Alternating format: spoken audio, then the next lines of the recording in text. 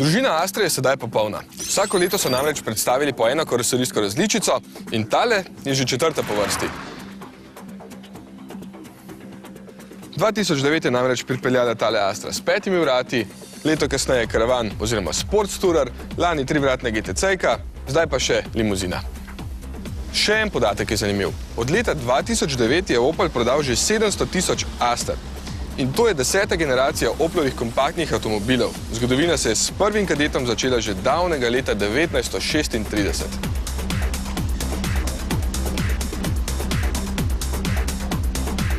No, Astra J, kot ji rečejo tovarni, je sedaj tudi v celoti malo prenovljena.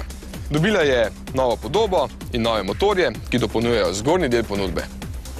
Če bo imela novi biturbo dizelski agregat 143 kW oziroma 195 konji, pa jo boste spoznali po tej pobarvani letvici na maski in dvojnem izpuhu zadaj, na voljo pa bo v vseh 3 karoserijskih različicah, razen v čisto novi limuzini.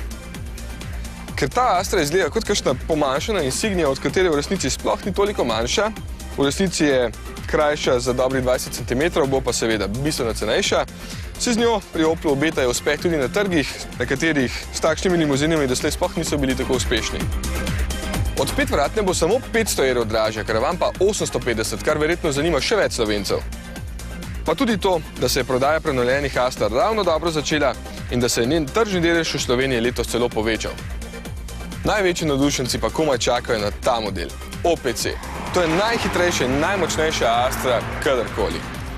Hitrost je omejena na 250 do 100 pospeši v 6 sekundah, vse to pa doseže z 2-litrskim turbomotorjem, ki ima kar 140 konjev na liter ali 200 Nm na liter. Res hudo, in ko ga pohodiš do konca, slišiš samo pihanje iz izpuha, toliko prepihana stane.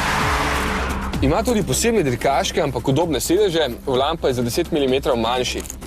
In cena dobrih 31 500 € stane ta raketa. In ker Opel očitno ne more spati, pri miru pride že naslednje leto čisto nova generacija motorjev. Recimo 1,6-litrska turbobencinar in turbodizel ali pa novi 3-valjni bencinarji. Ja, še bo pestro.